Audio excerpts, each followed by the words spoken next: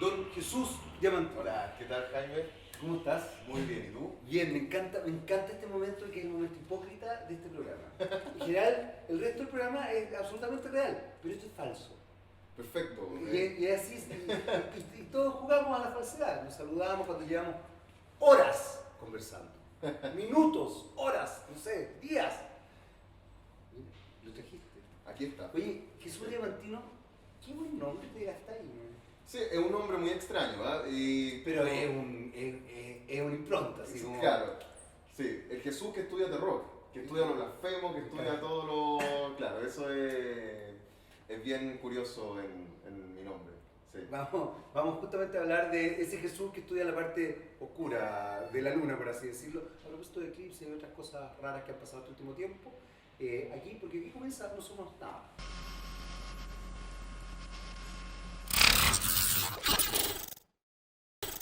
A ver, Jesús, tú ya te auto presentaste y quiero partir inmediatamente con esa idea que planteaste.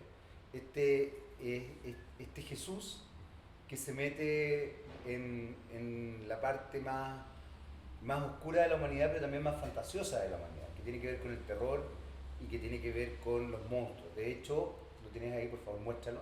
El legado del monstruo es tu último libro donde tú haces una especie de antología, ¿no? No es una especie, es una antología. Es una antología, sí. De relatos de terror vinculados a la figura de Frankenstein y de Mary Shelley. Sí, sí. Desde ese punto de vista, ¿cómo nace también este gusto por el mundo de lo fantástico y puntualmente del terror?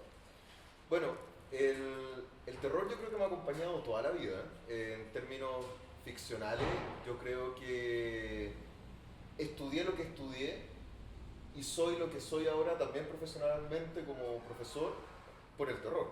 Ya. Porque desde chico, por ejemplo, mi abuelita materna siempre me contaba historias del terror, historias del campo, leyendas urbanas, y a mí me fascinaron. Y desde ese relato oral después pasé a los relatos escritos. Mis papás, que nunca fueron grandes lectores, no estaba dentro de sus intereses, vieron que me gustaba mucho la literatura y desde ahí, ¿cierto?, nace este gusto tanto por las letras como al terror. De hecho, yo estudié literatura para tener acceso a los libros de terror que no tenía en mi vida cotidiana. Ya, Eso perfecto. fue como mi... Bueno, y el cine, mis papás unos descriteriados cuando todos estaban viendo Bambi, cuando yo tenía 10 años estaba viendo la saga de Freddy Krueger o la saga de Viernes 13, entonces me eduqué con esa cultura pop y también desde la cultura quizá un poquito más docta desde lo literario.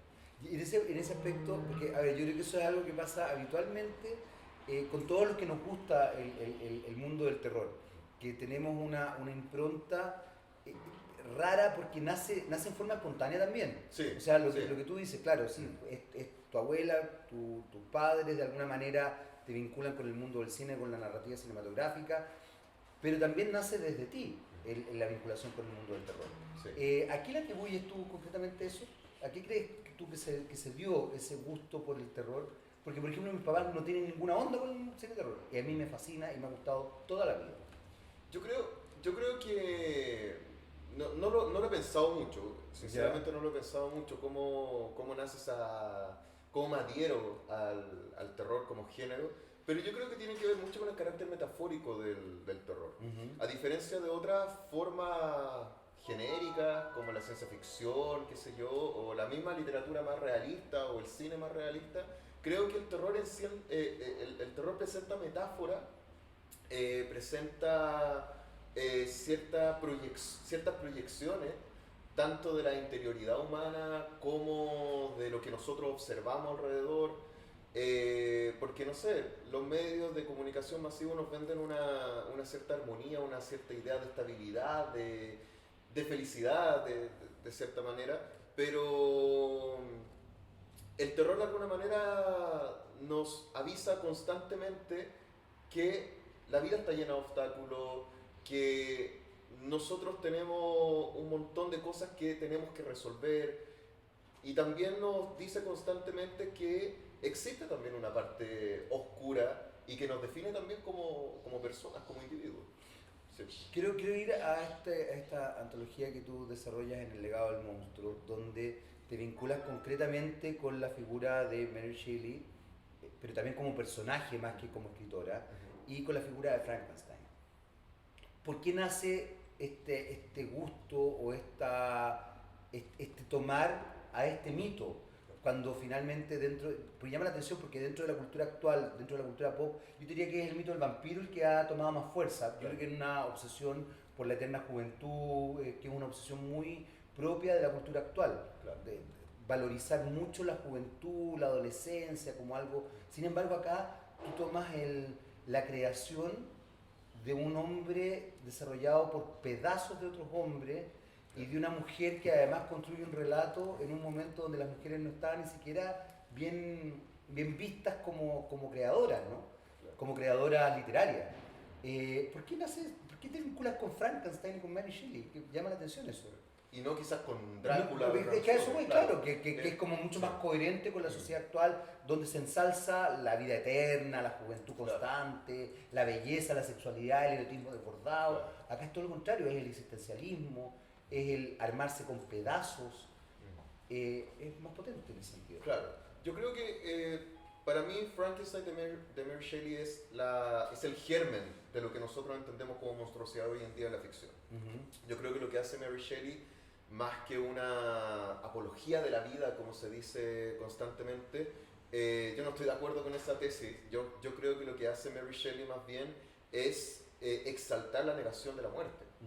En el sentido de que este monstruo, esta criatura, encarna la imposibilidad del ser humano por hacerse un lugar en la existencia. En la existencia, ¿cierto? Yo creo que lo que me llama la atención de este monstruo es que también marca un montón de otros temas, va cimentando el camino, por ejemplo, a la idea de la marginalidad, a la idea, ¿cierto?, de la abyección, a la idea de la perversidad también, de la corrupción humana, de la ruptura entre lo paterno, entre la paternidad, entre los hijos, incluso hasta de la misma maternidad, si creemos que este Víctor es en verdad una metáfora de la misma Mary Shelley.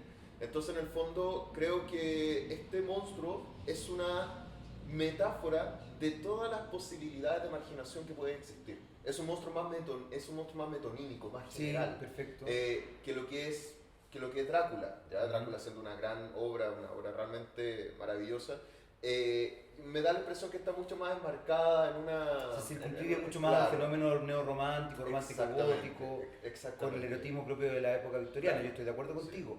Mary Shelley es mucho más existencialista en su propuesta y además establece una mirada que tú acabas de mencionar que me parece muy interesante, que es la proyección no solamente de lo existencial, sino que la proyección de entender que la monstruosidad está en el ser humano. Exacto. Nosotros vemos al monstruo feo, que es la criatura, y lo traducimos en él como que él fuera el monstruo, por así decirlo, que es un reiterativo. Sin embargo, la verdadera monstruosidad y la perversidad está en la humanidad, que no entiende ni tolera al distinto feo. Claro. Ahí hay algo muy potente, filosóficamente hablando. Ahora no sé si es intencional o no por parte de Mary Shelley, pero efectivamente está muy puesto en su obra. Claro, y encuentro toda la razón, y aparte que otra cosa muy bonita también que tiene el libro es que esta figura monstruosa que no tiene nombre, que también eso es muy decidor, que no tenga nombre porque no hay una identidad. Es la criatura. Es la criatura que está hecha de pedazos. Pero al mismo tiempo, lo interesante es que cuando este monstruo se vuelve terrorífico, cuando este monstruo se vuelve una amenaza, es cuando toma conciencia de su propia humanidad. Claro. Entonces, es ahí, ¿cierto?, la idea de que el monstruo es el humano. Así como... Exactamente. Y no es una criatura ajena, no es una criatura distinta.